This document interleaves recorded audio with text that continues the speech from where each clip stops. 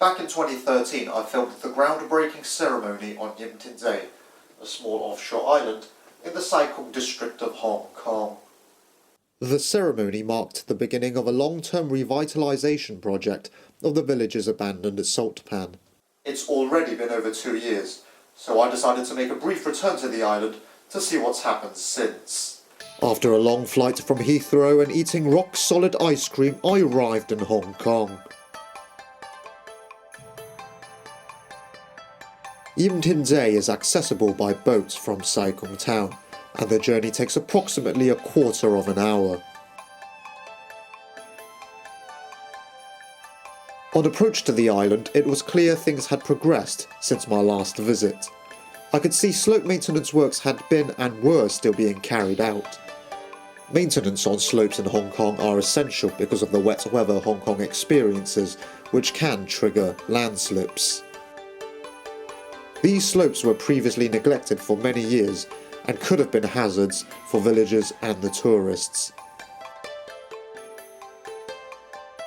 The island's revitalisation project not only included the salt pan, but also the village.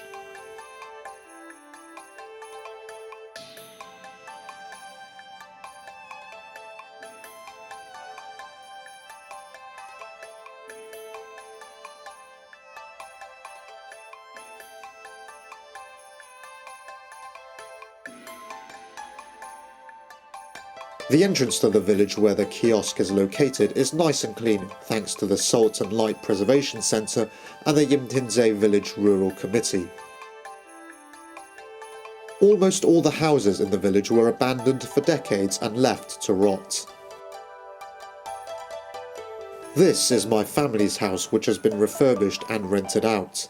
These are some of the images I captured between 2008 and 2010 when the house was abandoned, as well as some images from 2011 and 2012 when the tenant was refurbishing the house. Instead of letting our property go to waste, we agreed with the tenant that he could hold a tenancy of 10 years and could fix the house up in any way he wanted.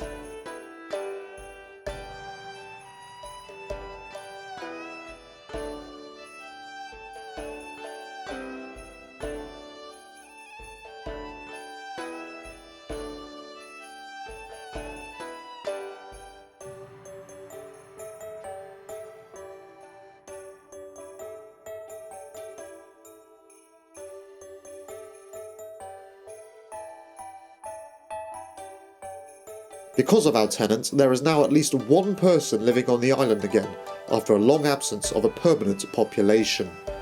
This has sparked some interest, and other villagers have started to refurbish their properties, hoping to rent them out as well.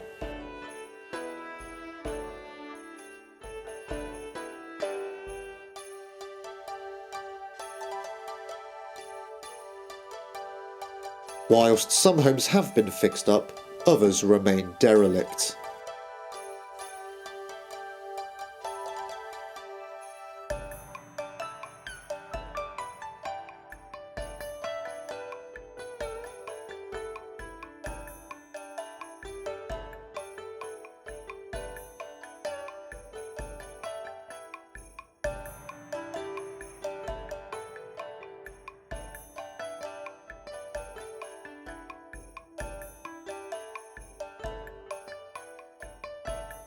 The old Ching Po School is now the Heritage Exhibition Centre, where people can see artefacts of the island's Hakka culture.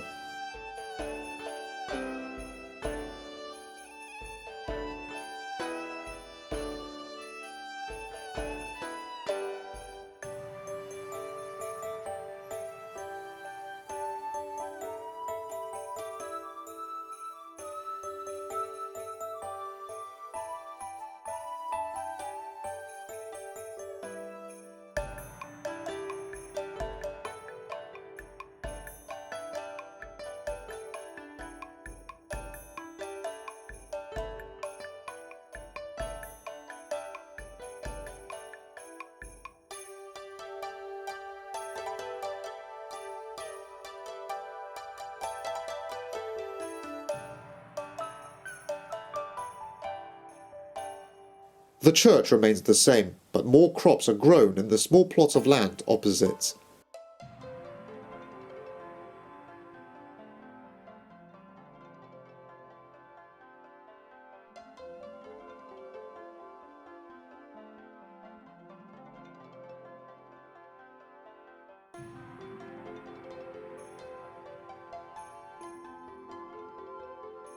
The main reason for my return was to see the salt pan.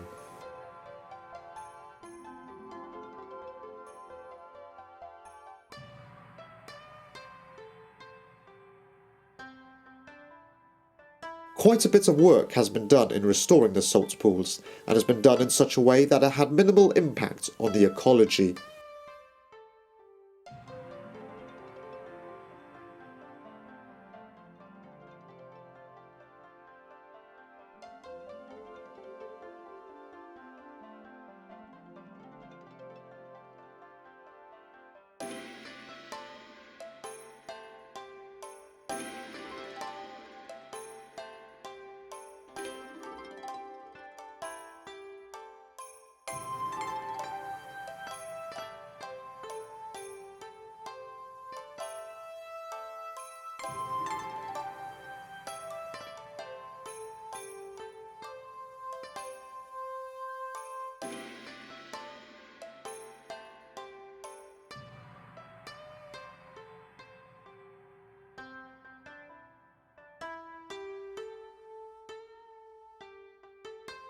Salt really is being produced now, and I got to take away a small sample stored within a foam charm.